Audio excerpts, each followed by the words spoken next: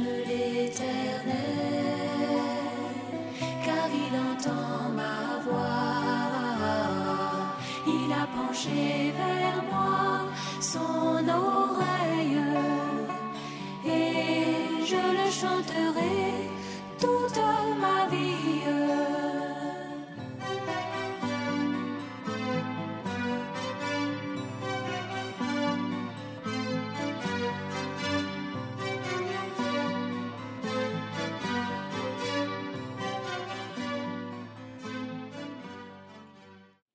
Nous allons repartir sur la base de Romains 8.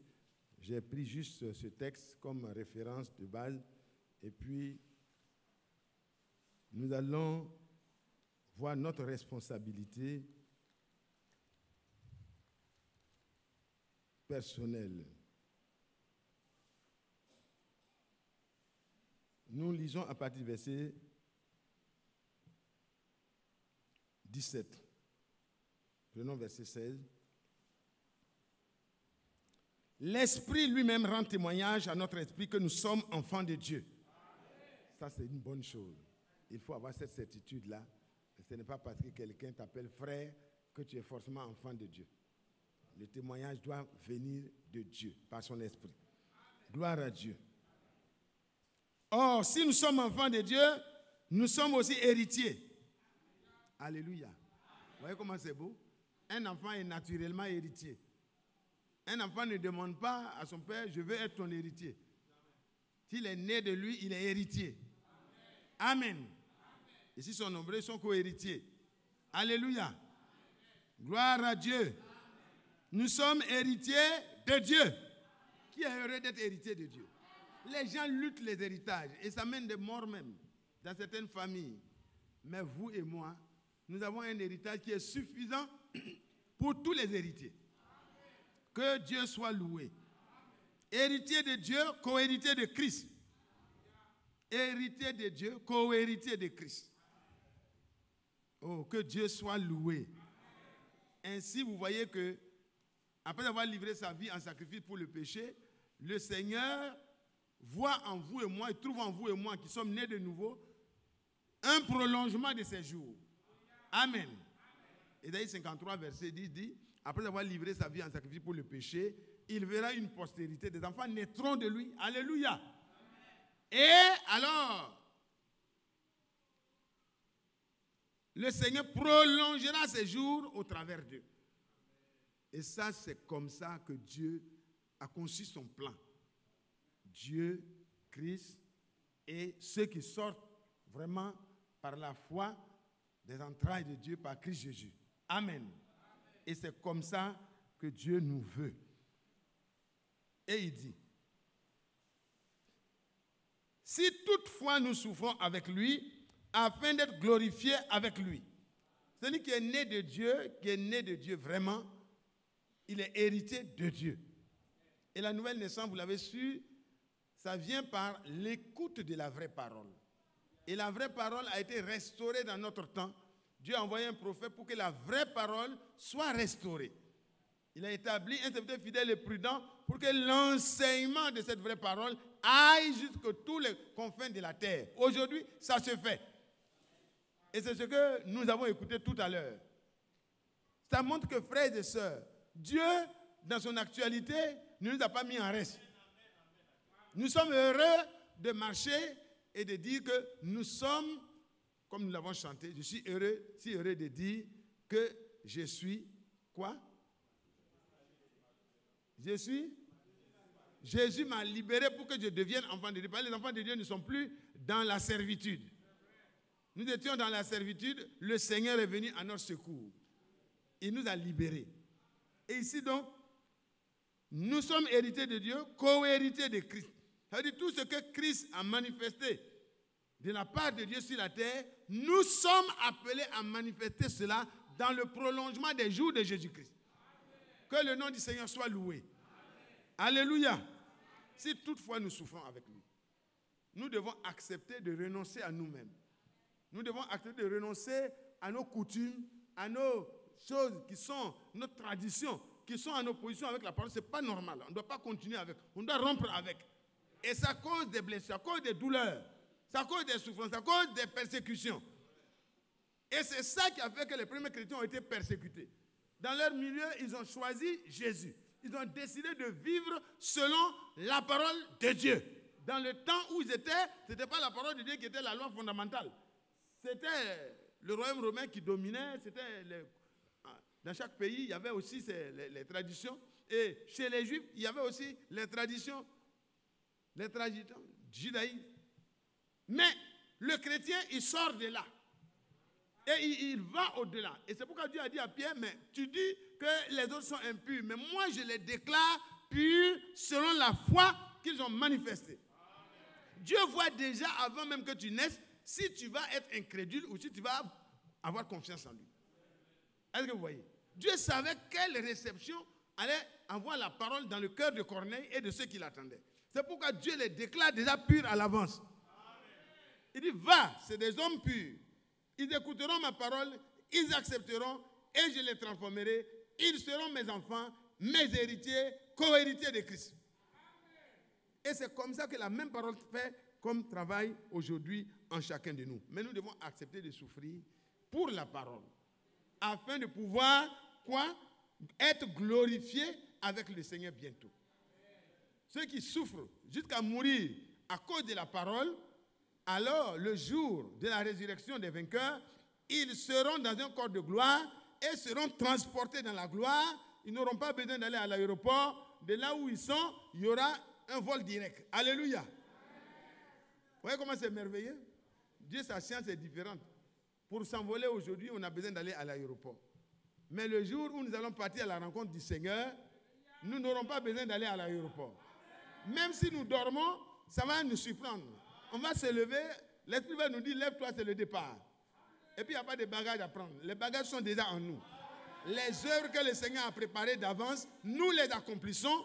D'après Éphésiens au chapitre 2, le verset 10, nous les accomplissons. Et nous avançons, et nous vivons. Et nous sommes sanctifiés par l'obéissance à la parole de Dieu. Nous sommes séparés du monde, séparés des traditions, séparés des coutumes. Nous sommes séparés parce que la parole qui entre en nous, elle est esprit et vie. Elle établit la vie de Dieu en nous et ça nous amène au-dessus des traditions humaines. Et ça va nous créer des ennuis. Mais le chrétien ne parle pas mal des autres. Même quand les gens ne te comprennent pas, tu ne parles pas mal de quelqu'un. Shadrach, Meshach, Abednego, vous dites que vous n'allez pas vénérer mes dieux. Vous n'allez pas obéir en vous prosternant devant mes dieux. C'est dans notre tradition, c'est comme ça, dans notre pays, c'est comme ça. Il dit, oui, roi, vis à jamais. Voilà le respect que l'enfant de Dieu a. Nous devons avoir du respect, mais garder la parole de Dieu comme notre seule loi fondamentale. Notre loi intouchable. Oh, que Dieu soit loué. Et ça doit être le motif de nos actions. Il dit, nous ne pourrons pas faire de compromis avec cela. Il dit, mais vous allez voir, moi je vais vous faire chauffer 7 fois la fournaise habituelle et je vais vous faire jeter dedans, lier, et on va voir quel est le Dieu qui va vous sauver de cette souffrance-là. Quel est le Dieu qui va vous délivrer. Il dit, nous n'avons pas besoin d'en parler avec toi pendant longtemps. Le chrétien n'est pas dans les disputes. Il n'est pas dans les discussions. L'évangile que nous avons reçu est un évangile de puissance. Paul dit, je ne vous ai pas apporté une parole seulement, mais elle n'est pas venue à vous en parole seulement, mais en puissance. Et ça, il fallait que le Dieu de Shadrach, Meshach et Abednego soit connu en puissance.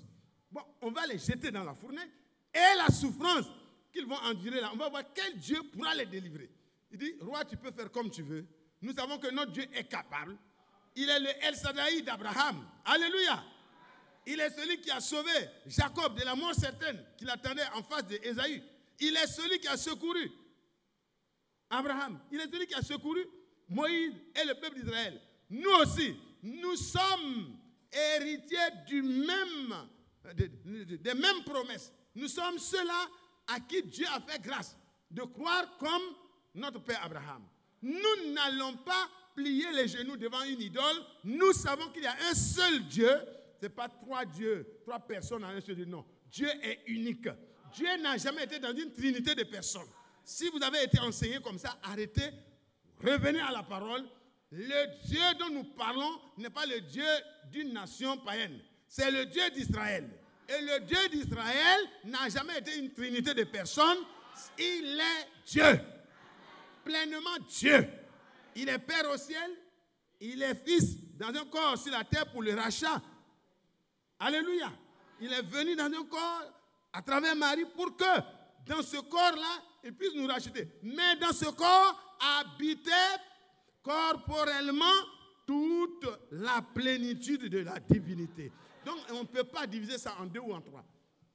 Et quand il a fini l'œuvre de la rédemption, et cette œuvre-là, si vous la croyez au rachat de Jésus-Christ, par son sang versé, vous recevez le pardon de vos péchés, et quand il est ressuscité, vous êtes justifié. Votre foi est complètement différente de la foi des religions. Justifié complètement. Dieu vous regarde, il n'y a pas de dossier sale sur vous. Parce que vous voyez, les textes qui vous condamnaient, les éléments qui prouvaient que vous êtes pécheurs aux yeux de Dieu ont été pris sur la croix et le Seigneur a détruit cela en le clouant à la croix. Dans son corps, il a pris tous les éléments, tous les problèmes et de toute façon, même les recherches ne pourront pas faire retrouver cela. Enfoui que cela est dans la mer de l'oubli. Alléluia. Donc de cette manière-là, frère, vous et moi, nous n'avons pas à faire de compromis. Il a dit, sinon, sache au roi que nous ne servirons pas tes dieux et que nous n'adorons pas la statue d'or que tu as élevée. Une fois ferme. Et on les ligote, on chauffe la fournaise cette fois. Même la flamme, quand on a ouvert seulement pour les jeter, ça a tué les vigoureux soldats. Une flamme qui tue. Maintenant, le vrai brasier est dedans. Et on jette des hommes dedans et les hommes tombent dedans. Immédiatement, le feu, qui est une création de Dieu, se met au service des héritiers. Alléluia. Ils sont héritiers des mêmes promesses qu'Abraham. Le Dieu El Shaddai était leur Dieu. Et donc, ils devaient recevoir pas seulement des paroles, mais une puissance qui accompagne la parole. Ils ont cru Dieu et Dieu devait manifester qu'il est souverain sur tout, même sur le feu. Dieu est souverain même sur le feu. Si tu souffres à cause de ta foi, sois tranquille. Dieu ne te laissera pas souffrir seul. Il sera avec toi. Il est compatissant. Il est miséricordieux. Quand tu souffres, il est là avec toi. Quand ton cœur est dans la souffrance, de la misère, le cœur de Dieu est touché par ta misère. Quel que soit ce que tu as été, ta misère touche le cœur de Dieu. Viens dans la repentance, Dieu te donne ta place. Parce que tu fais partie de ceux pour lesquels Christ a donné sa vie. Et alors, quand on les a jetés, alors l'ordre était tellement sévère que la fournaise extraordinairement chauffée a tué. La flamme seulement, la flamme a tué les hommes qui avaient lié Shadrach, Meshach et Abednego et jeté dans le feu. Et les hommes tombent dedans. La flamme, le feu même se met à leur service et les délie. Et ils ont commencé à louer le Seigneur dans la fournaise, comme David le fait souvent ici, comme les frères le font. Ils ont commencé à louer littéralement le Seigneur, comme les frères l'ont fait dans le car. Alléluia. Quand vous êtes dans la volonté de Dieu, vous devez louer Dieu, quel que soit ce qui vous arrive. N'ayez pas peur. Le diable ne fait plus peur. Il ne peut plus rien faire. En face de Jésus, le diable est impuissant. Le problème, où avez-vous laissé Jésus? Voilà le problème. Ils ont dit, bon, dans tous les cas, nous étions nombreux. Ils étaient nombreux, hein. Les Juifs qui sont venus à Babylone, là, ce n'étaient pas les 3 seulement. Ce n'étaient pas les 4, avec Daniel, bien sûr. Mais les autres ont essayé de régler leur foi avec la tradition. Ils ont mélangé leur foi à la tradition des Chaldéens. Ah, mais on doit faire doucement, affaire de foi là, affaire de Dieu là. Ce n'est pas nous seulement qui avons commencé. Oh. Il faut qu'on puisse faire attention. Il n'y a pas d'attention. La seule attention qui mérite, c'est attention à la parole de Dieu. Parce qu'en elle était la vie. Et la vie était la lumière des hommes. Alléluia. Cette lumière, cette parole est venue chez les siens et les siens ne l'ont pas reçue. Mais à tous ceux qui le reçoivent, elle donne le pouvoir divin de devenir enfant de Dieu. C'est cela. Ils ont cru. Ils étaient un nombre très peu par rapport à tous ceux qui étaient là. Et tout le peuple était derrière le roi. Et on voit des rebelles, 3 personnes qui refusent. de fer. On va voir. Et le roi, Dieu lui donne une vision. Il regarde dans le feu, il voit une quatrième personne qui a l'éclat de Dieu. Il dit, mais celui qui est là ressemble à un fils de Dieu. Oui, Dieu, dans un travail de rachat, il est venu pour délivrer. Alléluia. L'ange de l'Éternel campe toujours auprès de ceux qui le craignent et les arrache à tous les dangers. Est-ce que vous croyez cela? Vous croyez que Dieu vous délivrera de tous les dangers? Je crois cela et je n'ai pas honte de dire cela. Mon Dieu n'a jamais abandonné un seul de ceux qui se sont confiés à lui. Jamais, jamais, jamais. C'est nous qui l'abandonnons souvent.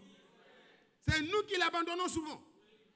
Mais si nous pouvons, par la grâce de Dieu, lui faire confiance, il nous montre qu'il est capable. Et alors le Seigneur entre en scène. Le feu devient un lieu de délice. Ils sont en train de louer Dieu comme nous sommes là ce matin. Alléluia. Ils ont commencé à louer Dieu. Et le roi dit, mais c'est grave. Il dit, mais Shadrach, il dit, mais je vois 3 personnes qui sont libres de tout lien et une 4e personne. Mais qu'est-ce qui se passe? Qu'est-ce qui a bien pu se passer? Et il dit, mais est-ce que c'est vraiment une hallucination? Non, ce n'est pas une hallucination. Il dit Shadrach, Meshach. Ce n'est pas leur fantôme. Hein? Alléluia. Parce que les traditionnalistes vont dire que c'est leur fantôme. Le feu les a consumés et c'est leur fantôme. Non, c'était leur personne. Ils étaient dans leur corps. Et le Seigneur a décidé de les libérer du feu. Et il appelle Shadrach, Meshach et Abednego. Un fantôme n'entend pas l'appel. Je ne crois pas. Hein? Il n'est plus dans la même dimension là. Serviteur du Dieu très haut. Comment Dieu sera exalté et glorifié, comme le frère Franck l'a dit ce matin, Dieu sera exalté et glorifié au travers de toi et moi si nous sommes des personnes qui croient Dieu. Si nous prenons Dieu au mot. Et alors, il appelle serviteur du Dieu très haut. Et il reconnaît que son Dieu est Dieu, un Dieu très bas. Ton Dieu est le Dieu très haut. Les autres dieux sont des dieux très bas. Le Dieu qui est en 3 personnes, là, c'est un Dieu très bas. Mais moi, mon Dieu, c'est le Dieu d'Israël. C'est le Dieu de Shadrach, de Meshach et d'Abednego. C'est le Dieu très haut. Et alors, il appelle. Il dit, sortez. Mais ce n'était pas un ordre maintenant. C'était une supplication. L'ordre a changé de camp. Parce que l'autorité se trouvait du côté de Shadrach, Meshach et Abednego. Si vous êtes du côté de la parole, le Dieu d'autorité se trouve de votre côté. Dieu a parlé dans notre temps. Nous avons pris position pour la vérité. Quand Dieu a transmis le flambeau à notre frère Franck pour qu'il enseigne selon la vérité, nous sommes prêts à corriger tous vos enseignements parce que nous sommes d'accord avec Dieu. Si j'agis mal et que la parole de Dieu me reprend, je dois m'humilier sous la puissante main de Dieu et Dieu m'élèvera au temps convenable. Il n'y a rien à faire d'autre que de s'aligner du côté de Dieu. Et ils étaient du côté de Dieu.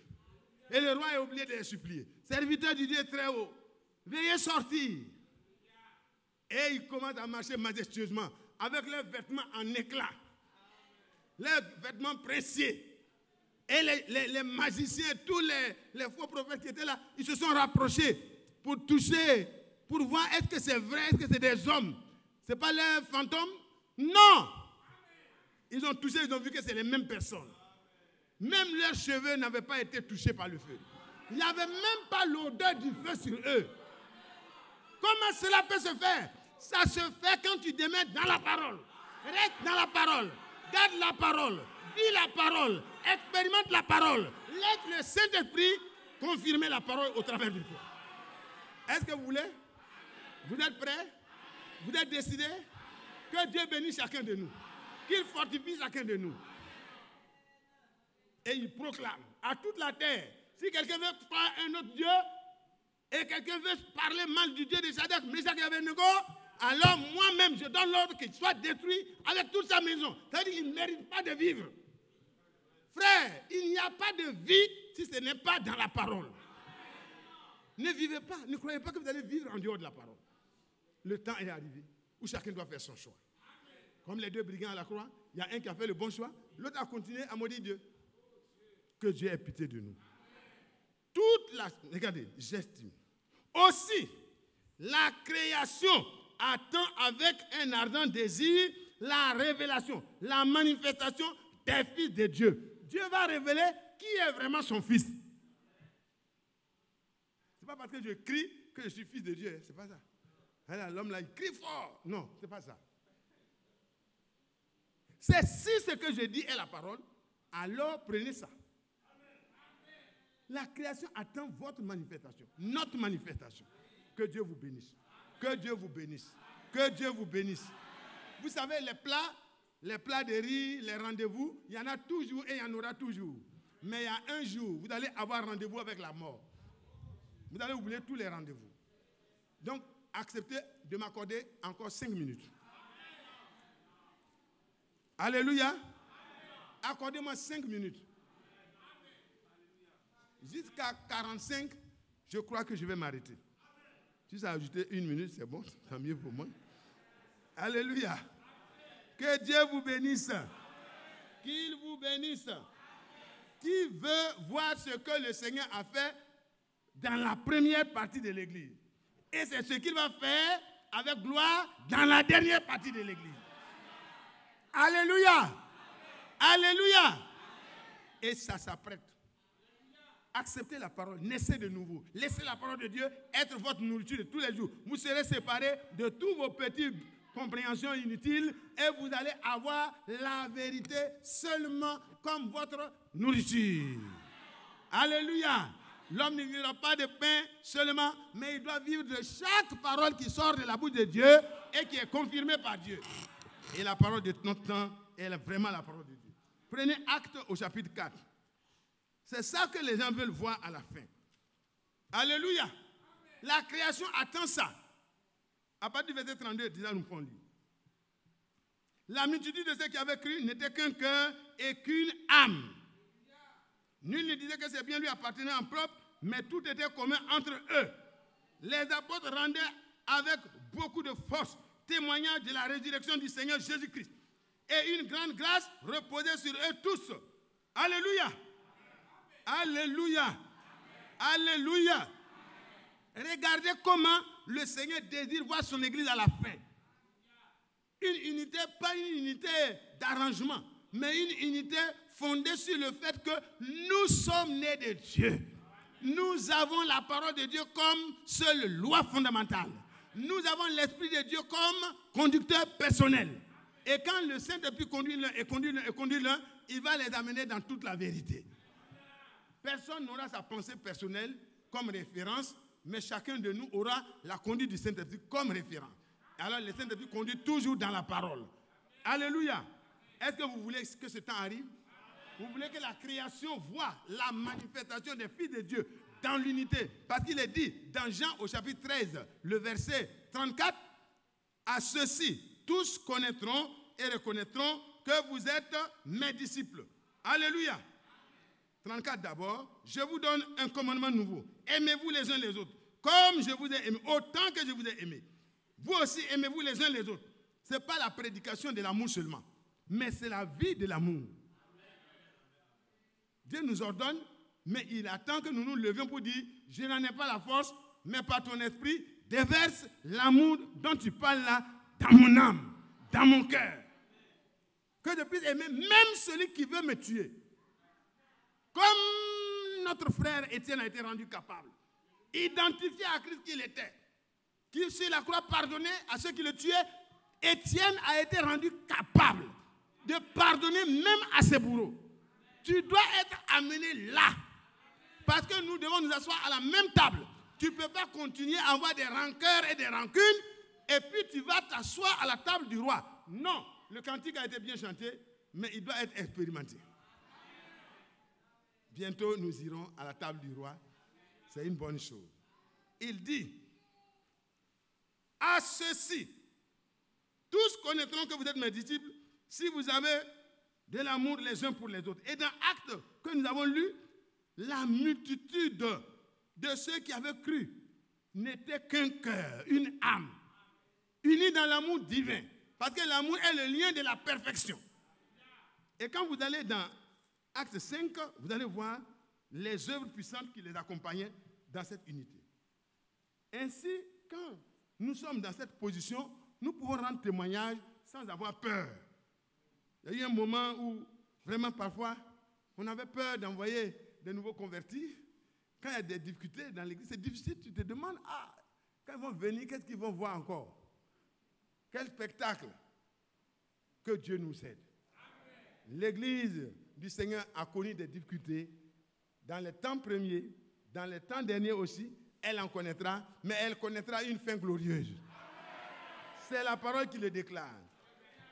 Prenez au verset 12. Acte 5, verset 12. Il me reste 3 minutes. Beaucoup de miracles et de prodiges se faisaient au milieu du peuple par les mains des apôtres.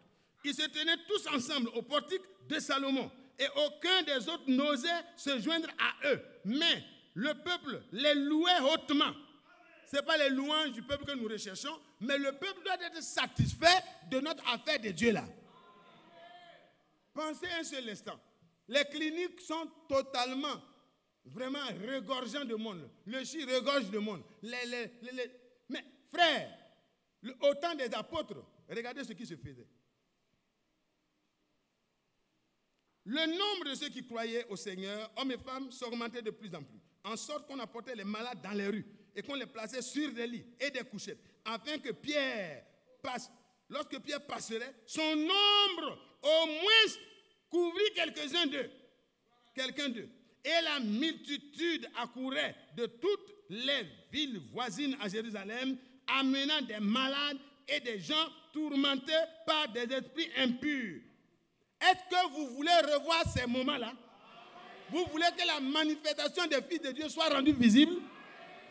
Est-ce que vous voulez voir Dieu agir comme avant? Chacun de nous est responsable de ce retour à ce moment-là. Les prédicateurs et chacun de nous. Parce que c'est trop facile de s'asseoir pour critiquer ceux qui prêchent. C'est trop facile de rester ici et puis critiquer le peuple. Chacun de nous doit oublier. Nous ne sommes plus du côté de l'accusateur. Nous sommes du côté de ceux qui intercèdent les uns pour les autres. Alléluia. Si tu vois la faiblesse de ton frère, il faut lui dire, frère, laisse ça de côté, prions.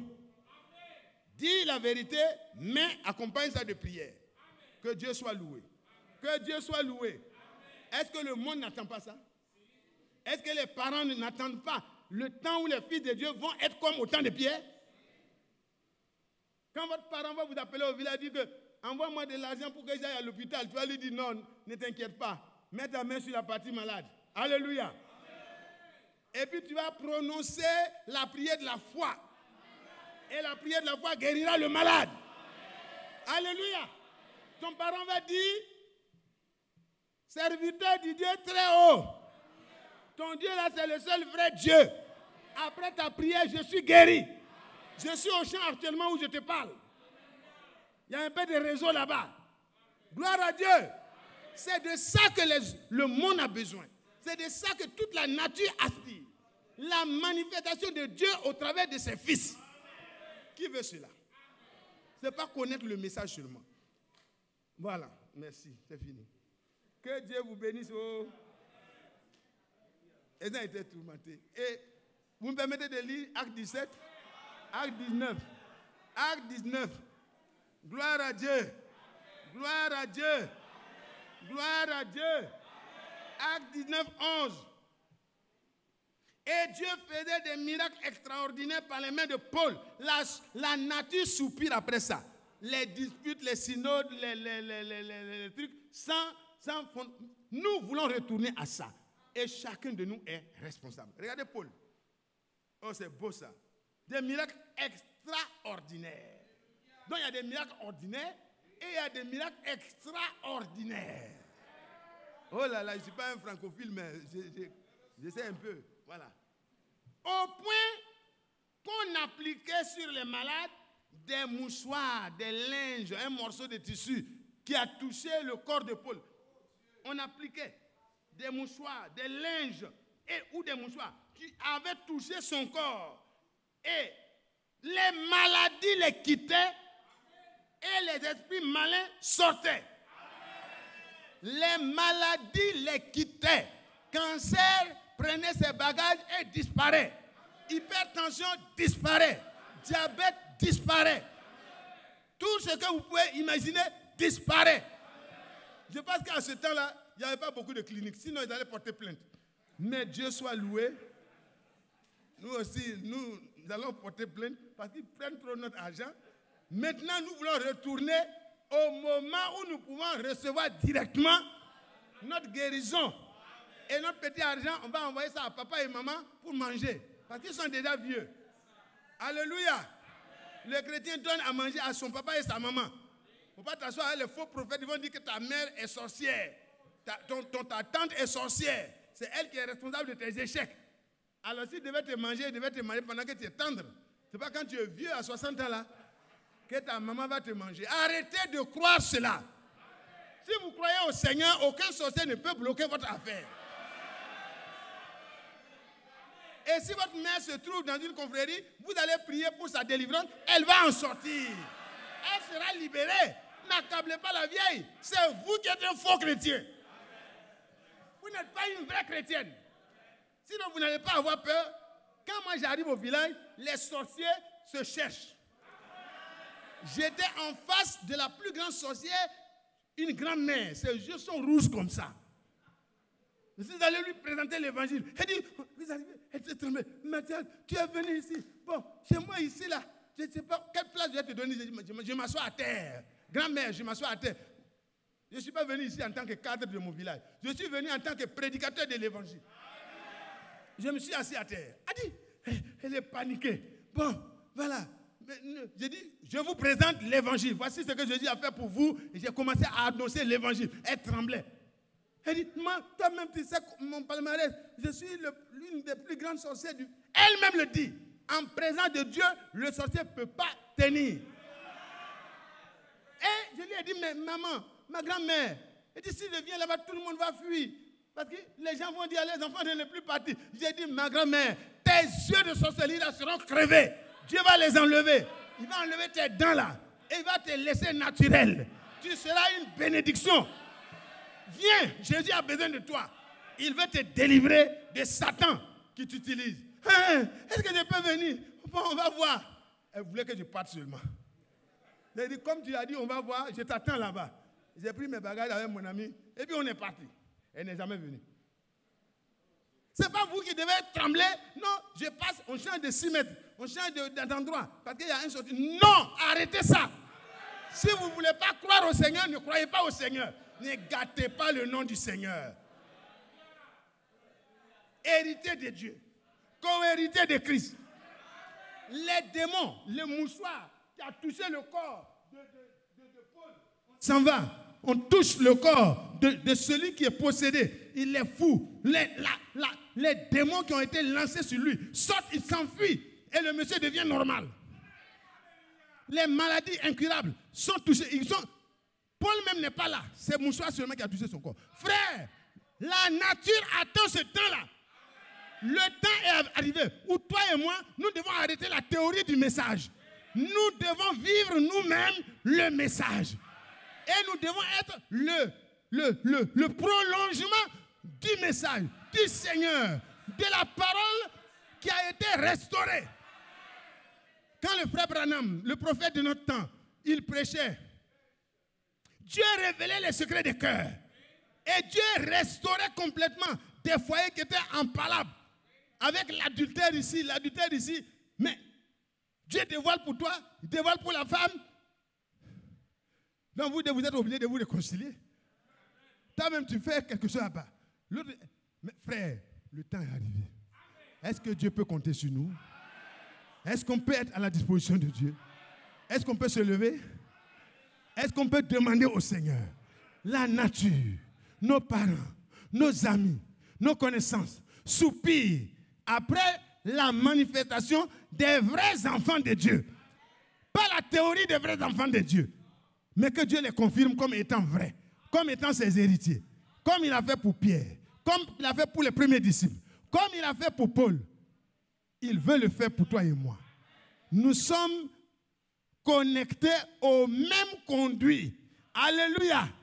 Le vase de duquel Pierre et Paul tiraient leur force là, la puissance qui confirmait ce qu'ils faisaient là, est la même chose que la parole de notre temps nous ramène. Que Dieu soit loué. Prions ensemble.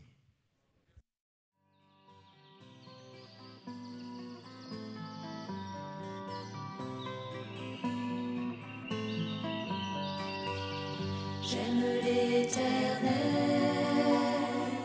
car il entend ma voix.